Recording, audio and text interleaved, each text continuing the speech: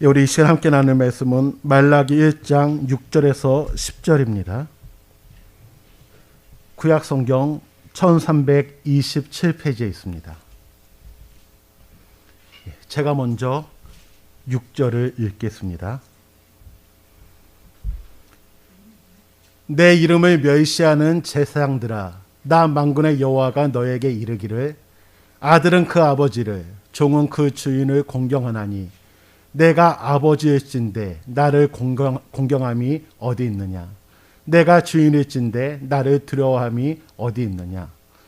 하나 너희는 이르기를 우리가 어떻게 주의 이름을 멸시하나이까 하는도다.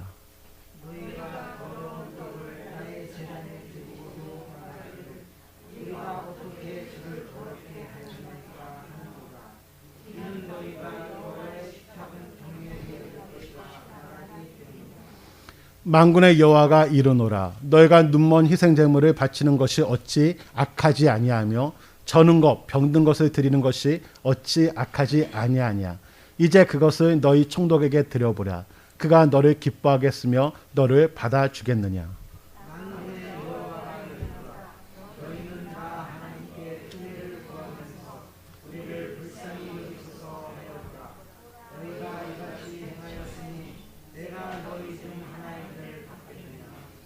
쉽지 않겠습니다.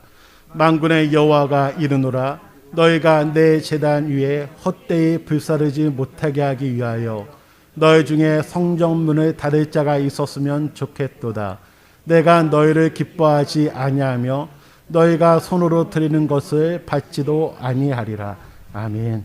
우리 좌우에 계신 분들, 앞뒤에 계신 분들과 사랑합니다 인사하겠습니다. 예, 사랑합니다. 예, 사랑합니다. 예, 사랑합니다. 예, 안타까운 소식이 있죠. 코로나19 확진자가 급증해서 500명대를 유지하고 있습니다. 이번 주 목요일이 수능인데 참 많은 불안감이 있습니다. 아마도 사회적 거리두기가 2단계에서 2.5단계로 격상이 될 가능성이 높습니다. 그렇게 되면 조금 전에 말씀드렸지만 저희는 다시 비대면 예배로 예배를 드려야 하고 불가피하게 예배 시간을 또 변경을 해야 합니다. 영상 예배를 위해 참석할 수 있는 인원이 20명 이내이고 저희 같은 경우는 한 6분 정도 되지 않을까 한번 생각해 봅니다. 코로나19로 인해 온 성도가 함께 모여 예배를 드리지 못한 지, 함께 중식을 나누지 못한 지 어느덧 10개월이 되어갑니다. 함께 식사하면서 교제했던 그때의 그리움이 많이 남아 있습니다. 그래서 많은 아쉬움이 있습니다.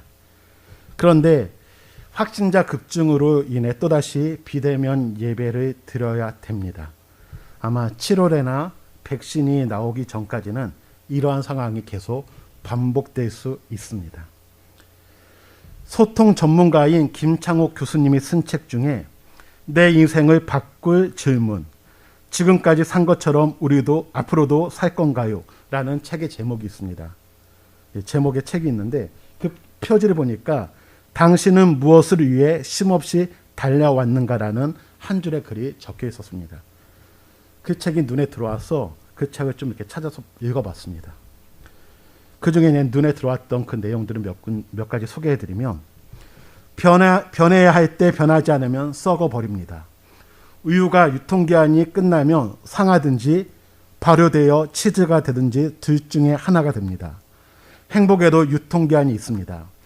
변화해야 할 때 그 때를 잘 받아들이면 우유가 썩지 않고 치즈가 되듯이 새로워집니다. 반면 그렇지 않으면 변질됩니다. 또 한 가지는요. 사랑한다면 그 대가를 지불하십시오. 사랑의 속성은 반드시 반복한다는 것입니다. 그래서 사랑하는 것은 반드시 반복하게 되어 있습니다. 사랑이란 가치 있다고 여기는 것을 의미합니다. 그래서 가치 있다고 여기는 것이 있다면 그 대가를 지불하십시오. 저는 이 책을 보면서 질문을 좀 바꿔봤습니다. 이렇게 질문을 한번 바꿔봤죠. 내 영혼의 판을 바꿀 질문. 예. 어떻게 보면 그분은 내 인생을 바꾼다면 저희는 우리의 영혼을 바꿀 질문해서 지금까지 예배 드린 것처럼 앞으로도 이렇게 예배를 드리실 건가요? 예. 우리 성도님들 지금까지 이렇게 예배를 드리지 않았습니까? 그렇다면 앞으로도 나는 이렇게 예배를 드릴 것인가, 아니면 나의 예배가 바뀌어야 될 것인가 한번 생각해 보기 원합니다. 또한 당신은 무엇을 위해 계속해서 예배를 드렸는가? 나는 무엇을 위해서 예배를 드렸는가? 한번 질문을 던져보기를 원합니다. 코로나19는 예배 장소의 변경 및 비대면 예배라는 결과물을 우리에게 가져왔습니다. 앞으로 이러한 일들이 반복될 수 있습니다. 이제는 나는 어디서 예배를 드리는가 보다는 나는 왜 여기서 예배를 드리는가라는 질문을 던져야 됩니다. 나는 교회에서 예배 드려. 나는 가정에서 예배 드려. 난 교회에서 예배 드렸다. 나는 집에서 예배 드렸다. 그 질문보다는 나는 왜 가정에서 예배를 드리고 있는가? 나는 왜 교회에서 예배를 드리고 있는가? 가정에서 드린다고 해서 그 예배가 잘못됐다고 말할 수 없고, 교회에서 예배 드린다고 해서 그 예배가 다 잘됐다고 말할 수 없습니다. 나는 교회에서 예배 드렸으니까 하나님께서 받으셨어. 나는 가정에서 예배 드리시니까 하나님이 좀 싫어해. 아니죠. 내가 왜 가정에서 드렸는가? 이스라엘 백성이 예루살렘 성전에서 예배를 드려야 됩니다. 하지만 바벨론 포로 기간에는 예루살렘에서 드리지 않고 포로된 그 지역에서 어떻게 보면 시내가에서 예배를 드렸지만 하나님은 받아주셨죠. 왜요? 그 상황에 맞게. 하지만 그들이 어떠한 마음으로 왜 거기서 드렸는가가 더 중요하다는 겁니다. 그래서 우리는 나는 어떤 예배를 드리고 있는가, 나는 어떻게 예배를 드리고 있는가 생각을 해봐야 됩니다. 왜냐하면 내가 드리는 예배를 통해 나와 하나님과의 관계가 어떠한지를 우리가 예상할 수 있기 때문입니다. 오늘 본문은 이스라엘이 하나님께 드린 제사, 예배에 대해서 기록하고 있습니다. 우리가 본문을 읽어본 것처럼 6절에 보면 안타까운 소식이 먼저 나오죠. 하나님께서는 예배자들을 향하여 무엇이라고 말하는가 하면 내 이름을 멸시하는 제사장들아. 이럴 때 우리 성도님들은 난 제사장 아니잖아. 목사님만 하는 얘기 아니야? 이렇게 말할 수도 있지만 예수 그리스도의 십자가로 인해서 우리는 모두가 왕같은 제사장이 되었습니다. 그래서 우리 성도님들도 기도하면서 하나님께 나아갈 수 있고요. 우리 성도님들도 예배를 드릴 수 있죠. 왜요? 왕같은 제사장이 되었기 때문에요. 그런데 하나님께서는 이들에 대해서 무엇을 말하냐면 이들이 단순한 실수, 우발적인 것이 아니라 의도적으로, 지속적으로 계속해서 하나님을 멸시하고 있다라고 말합니다. 이들은 여호와의 존재를 업신여기고 불순종, 게으름, 부주의와 불성실 등으로 하나님께 예배를 드리고 있습니다. 그래서 하나님께서는 이렇게 말씀하셨죠. 아들은 아버지를 공경해야 된다. 당연하지 않습니까? 자녀가 부모를 공경해야 되죠. 또한 종은 주인을 잘 모셔야 됩니다. 종은 주인을 두려워하는 마음도 있어야 됩니다. 그런데 이스라엘을 향하여 나는 너에게 아버지가 되고 나는 너에게 주인이 되는데 너희는 지금 나에 대한 공경함이 있느냐, 두려움이 있느냐 반문하는 겁니다. 그 말은 지금 너희는 공경함이 없고 두려움이 없다라는 것이죠. 그런데 이들은 무엇을 말하냐면 자신의 잘못을 인식하지 못한 채 우리가 어떻게 주의 이름을 멸시하였습니까? 라고 반문을 합니다. 그러니까 이들은 우리가 주의 이름을 멸시한 적이 없습니다. 내가 하나님을 멸시한 적이 없습니다. 그렇게 이야기를 하죠. 어떻게 보면 이들은 영적 무감각증에 빠져 있습니다. 자기의 마음대로, 자기의 생각대로 사사시대 때 이런 모습이 나타났죠. 그렇게 예배를 드리면서도 잘못을 인식하지 못합니다. 인식하지 못하면 변하지 않습니다. 내가 무엇을 잘못했는지 알면 그 사람은 잘못한 것을 알기 때문에 변할 수가 있죠. 그런데 자신이 잘못하면서도 이것이 잘못인 것조차 모르면 그 사람은 안 변하죠. 왜냐하면 잘못을 모르기 때문에. 그래서 하나님께서는 지금 너의 잘못이 무엇인지를 알려주고 계십니다. 성도님들, 아는 것, 알게 해주는 것이 은혜라는 사실을 기억하기를 원합니다. 그래서 하나님께서는 그들이 어떻게 경멸하고 있는지 구체적인 사례를 들어서 지적하시는데, 먼저 하나님 앞에 드리는 이 떡에 대해서 더러운 떡을 제단에 바쳤다고 말합니다. 이 떡은 일반적으로 진설병을 말합니다. 성전에 가면 무엇이 있는가 하면 떡상 위에 두 줄로 6개씩 떡이 되어 있습니다. 한 개당 4.4리터 정도의 양으로 만듭니다. 그러니까 좀 큰 떡이 좀 크겠죠. 근데 이것을 매일 바꿔야 됩니다. 새로운 떡으로. 그런데 더러운 떡이라는 것은 뭐냐면 이들이 매일 바꾸지 않았다는 것입니다. 어떻게 보면 떡을 매일 바꾸는 것 쉽지 않겠죠. 그러니까 점점 그냥 한번 바꿔보지 말까? 그냥 이틀 가자, 3일 가자. 이런 식으로 이들이 매일 바꿔야 될 떡을 바꾸지 않습니다. 또한 이 더러운 떡은 소재의 제물로도 볼 수 있습니다. 우리가 알다시피 소재는 고운 가루로 드리는 예물입니다. 그런데 이 고운 가루를 화덕에 굽거나 또는 무교병으로 만들어서 하나님께 소재물로 드리기도 합니다. 소재는 순종을 의미하기도 하고 또한 이 소재는 선물의 의미도 있습니다. 즉 하나님께 순종함으로 선물로 드리는 이 예배가 더러워졌다. 하나님에 대한 순종이 없는 예배로 바뀌었다고 우리가 볼 수도 있습니다. 그래서 하나님께서는 지금 너희가 나에게 더러운 떡을 드리고 있다라고 말합니다. 계속해서 하나님께서는 이들에게 무엇을 얘기하냐면 너희가 나한테 예배를 드릴 때 재물을 가지고 오지 않냐. 그런데 내가 너희에게 명령한 재물은 흠없는 재물입니다.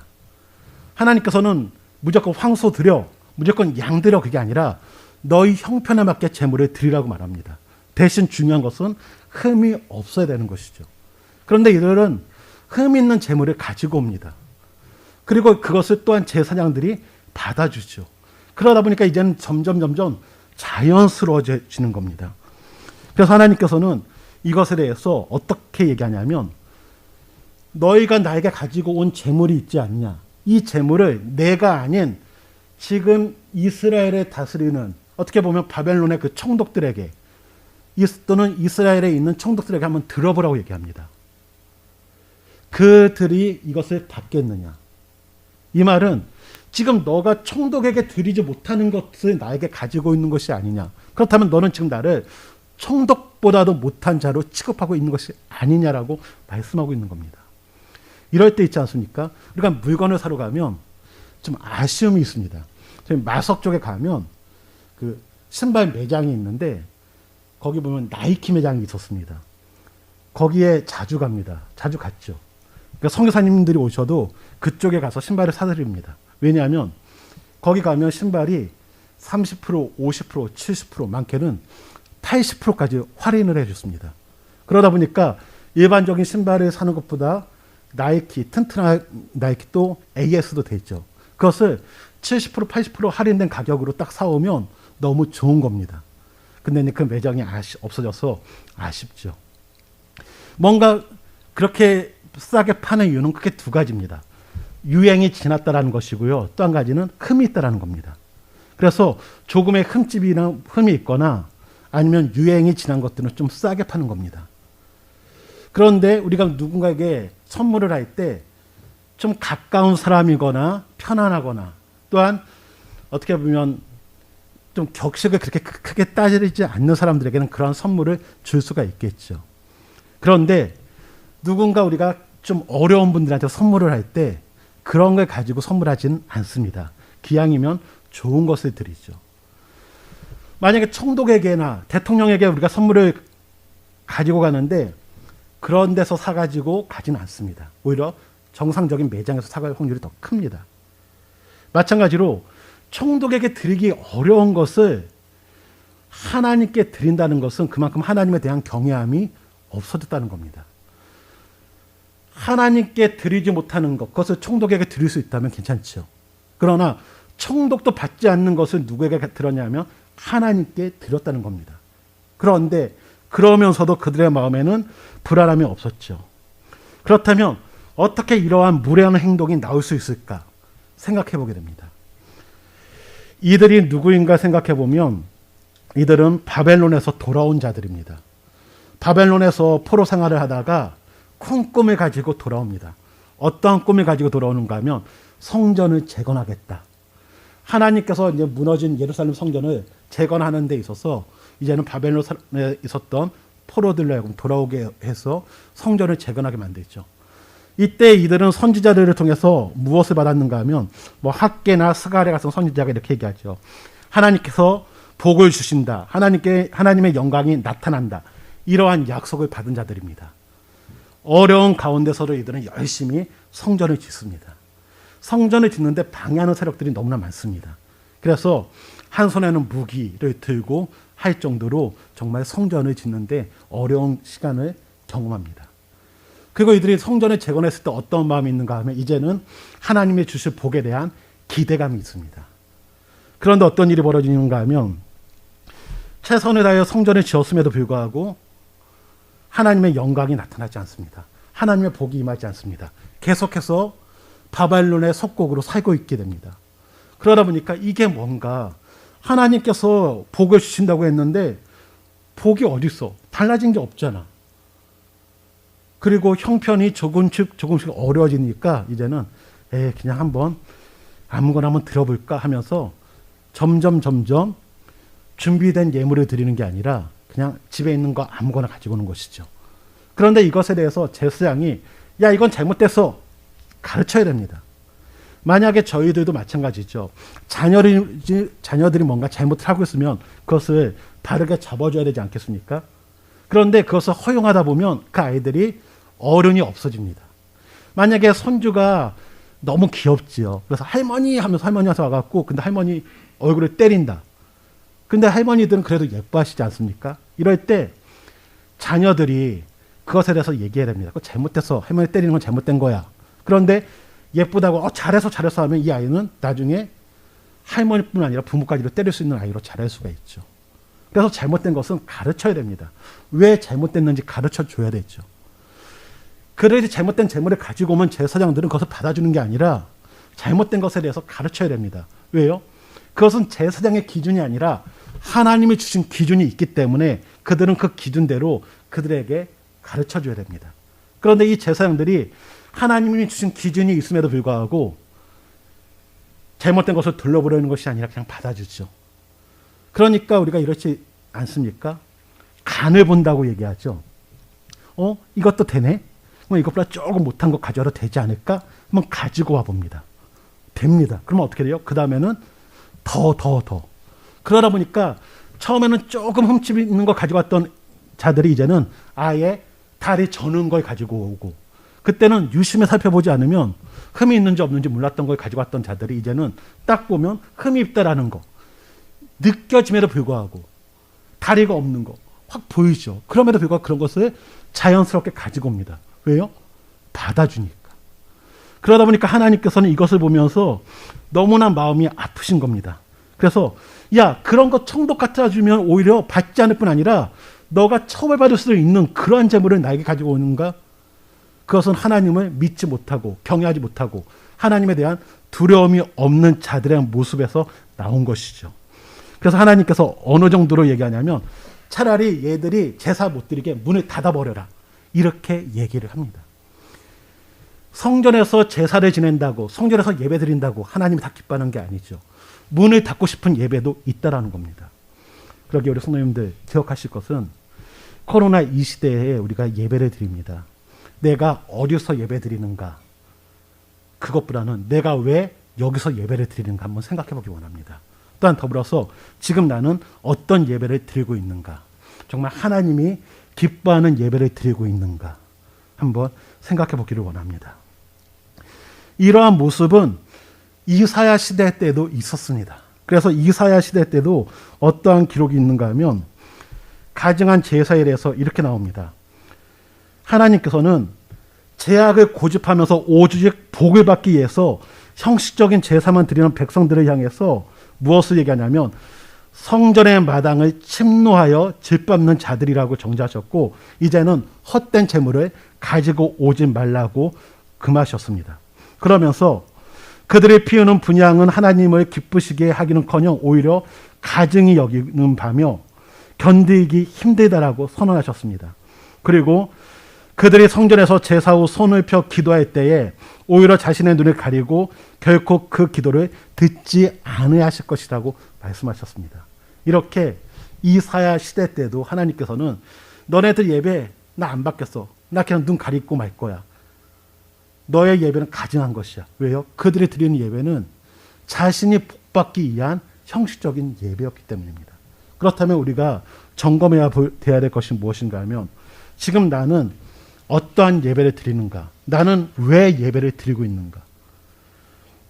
이제는 코로나19로 인해서 가정에서 예배를 드릴 수도 있습니다. 이럴 때 우리 성도님들 기억할 것은 예배는 내 편의를 위해서 드리는 게 아닙니다. 예배의 목적은 하나님께 영광을 돌리는 것입니다. 하나님의 이름을 높여드리는 겁니다. 저는 이 코로나 시대 때 걱정되는 것 중에 하나가 무엇인가 하면 이 영상 예배, 어떻게 보면 상황이 어쩔 수 없기 때문에 가정에서 예배를 드려야 될 수 있죠. 이 예배가 온 가족이 함께 드리는 예배가 되기를 원합니다. 또한 이 예배를 드릴 때 우리가 예배의 시청자가 되지 않기를 원합니다.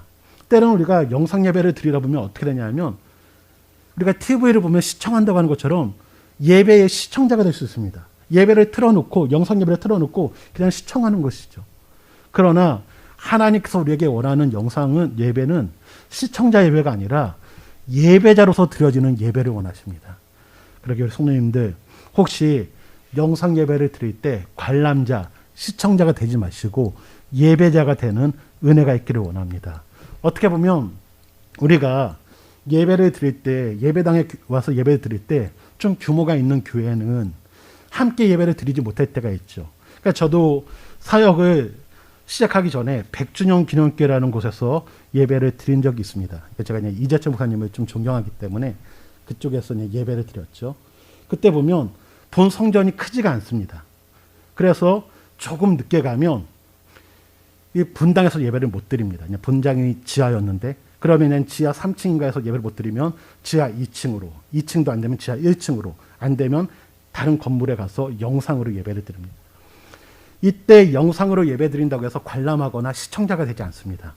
똑같게 일어날 때는 일어나서 앉을 때는 앉아서 모든 것을 똑같게 예배를 드리죠. 저는 우리가 혹시 영상 예배를 드리게 될 때 이러한 모습이 있기 원합니다. 가정에서도 우리가 여기서 예배 드린 것처럼 잘 준비해서 옷을 바르게 입고 예배 드리기를 원합니다. 그리고 함께 가족들이 예배 드리면서 찬양할 때 함께 찬양 부르고 또한 일어날 때는 함께 일어나고 앉을 때는 함께 앉는 그런 모습이 있기 원합니다. 처음에는 이러한 모습으로 시작됐던 예배가 점점 어떻게 변질될 수 있는가 하면 바쁘네, 시간이 없네, 찬양하다가 잠깐 나 화장실 갔다 와야지. 우리가 예배 드릴 때 화장실 갔다 올 때도 있지만 웬만하면 안 갔다 오죠. 그런데 이제는 바쁜데 설거지 하면서 들을까 하면서 어떻게 보면 설거지 하면서 이렇게 틀어놓고 듣는, 어떻게 보면 그건 예배가 아니라 시청, 관람일 수가 있습니다. 그래서 우리가 영상을 예배를 드릴 때 내가 왜 여기서 예배를 드리는가, 내가 어떻게 예배를 드리는가를 늘 점검해 볼 수 있는 그런 모습이 있기를 주님의 이름으로 축원을 드립니다. 왜 이런 말씀을 드리냐면 정말 예배는 매우 중요합니다. 하나님께서 악한 왕으로 평가했던 왕이 누군가 하면 여로보암입니다. 그러하여금 왜 악한 왕으로 평가했는가 하면 그가 이스라엘로 하여금 잘못된 예배를 드리도록 만든 행위자이기 때문입니다. 그 당시는 하나님께서는 장소를 중시하셨죠. 예루살렘에서 성전에서 예배를 드리라고 했는데 이 왕은 예루살렘 성전으로 가면 백성들의 마음이 자신이 아닌 유다왕 르호보암에게 빼앗길까 봐 본인이 세겜과 단이라는 곳에 성전을 세워놓고 여기서 예배 드려도 돼. 또 베델에 제단을 세워놓고 여기서 해도 괜찮아 하면서 본인이 성전을 마음대로 지정하기도 하고 또 하나님이 세운 제사장이 예배를 드려야 되는데 아무나 세워서 제사를 지내게 하는 그런 모습이 나타났습니다.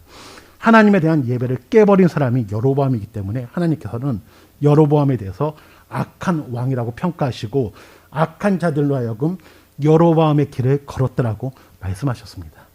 그러기 우리 성도님들 우리가 드리는 이 예배에 대해서 다시 한번 점검해 보면서 내가 예배당에서 드린다, 가정에서 드린다, 여기에 포커스가 아니라 내가 가정에서 예배를 드리는가, 나는 어떤 예배를 드리는가 한번 생각해 보는 그런 시간이 되기를 원합니다. 초반에 말씀드린 것처럼 변해야 할 때 변하지 않으면 썩어버립니다. 우리의 예배가 바뀌어야 될 때 바뀌지 않는다면 그 예배도 변질이 될 수 있습니다. 우리가 지금 잘못된 예배를 드렸는데 그것을 모른다면 이제는 인식하기를 원합니다. 혹시 내가 하나님이 기뻐하지 않는 예배를 드렸다. 그렇다면 이제는 우리가 바꿀 수 있는 그런 모습이 있기를 원합니다. 사랑한다면 그 대가를 지불하라고 말씀했습니다. 가치가 있다면 하나님께 드리는 예배에 가치가 있지 않습니까? 그렇다면 그 대가를 지불하십시오. 교회 올 때는 머리로 감고 단정히 했는데 가정에서 예배 드린다고 해서 대충 드리는 게 아니라 하나님께 드리는 예배이기 때문에 동일하게 준비하시기 바랍니다. 머리도 단정히 하시고요. 옷도 단정히 입으시고 어떻게 보면 이동하는 시간이 절약되니까 그 시간 동안 기도로서 준비하면 더 아름다운 예배가 되지 않을까라는 생각을 해보게 됩니다. 그러게 우리 성도님들 가치 있는 예배에 대해서 우리가 대가를 지불할 수 있기를 주님의 이름으로 축원을 드립니다. 말씀의 결론을 맺겠습니다. 성도님들 이제는 이 전염병으로 인해서 우리의 예배 장소는 계속해서 바뀔 수가 있습니다. 그럴 때 나는 여기 저기 어디가 좋아가 아니라 내가 여기서 예배를 드릴 수밖에 없는가. 그렇다면 내가 여기서 예배를 드릴 때 하나님이 기뻐하시는 예배, 어떻게 하는 예배가 하나님이 기뻐하시는 예배가를 늘 생각하면서 하나님이 찾으시는 참된 예배자로서 예배를 드리시기를 주님의 이름으로 축원드립니다. 우리 성도님들은 하나님이 세우신 제사장들입니다. 예수님의 이름으로 예배 드릴 수 있는 권한이 있습니다. 그러기에 우리 성도님들이 모인 그 자리가 예배의 자리가 되기를 주님의 이름으로 축원드립니다. 우리 같이 한번 찬양하고 싶은 노래가 있는데 예배자라는 찬양이 있습니다. 우리 같이 찬양하겠습니다.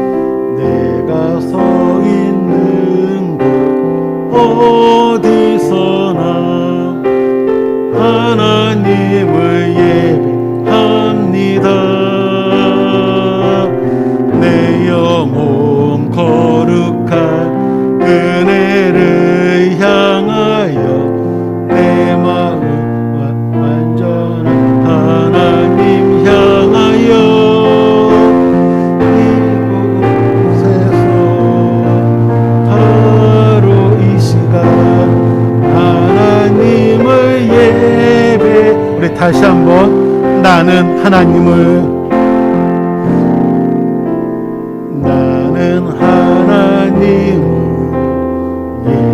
예배하는 예배자입니다. 내가 서 있는 곳 어디서나 하나님을 예배합니다. 내 영혼 거룩한 은혜를 향하여 내 마음 완전한 하나님 향하여 이곳에서 바로 이 시간 하나님 사랑의 눈으로 하나님 사랑의 눈으로 너를 어느 때나 바라보시고 하나님인 자 않기로써 언제나 너의 기울이시니 어두움에 밝은 빛을 비춰주시고 너의 작은 시 응답하시니 넌 어느 곳에 있든지 주를 향하고 주만 바라보 하나님 사랑의 눈으로 하나님 사랑의 눈으로 너를 어느 때나 바라보시고 하나님인 자 않기로서 언제나 너에게 기울이시니 어두움에 밝은 빛을 비춰주시고 너의 작은 신음에도 응답하시니 너는 어느 곳에 있든 주를 향하고 주만 바라볼지라. 이 시간 우리가 함께 기도하기 원하는 제목이 있습니다. 하나님, 내가 예배자가 되기를 원합니다. 내가 예배의 구경꾼, 시청자, 관람자가 아니라 정말 하나님의 이름을 높여드리는 예배자가 되게 하여 주옵소서. 하나님, 또한 우리가 가정에서 예배를 드리게 될지 또는 여기서 예배 드리게 될지 모르지만 내가 서 있는 곳이 정말 하나님만을 바라보는 그 자리가 될 수 있게 하고 이 시간 우리의 예배를 위해서 또 우리의 예배가 회복되고 정말 하나님이 찾으시는 예배자가 될 수 있게 달라고 이 시간 같이 한번 기도하는 시간 갖겠습니다. 같이 기도합니다.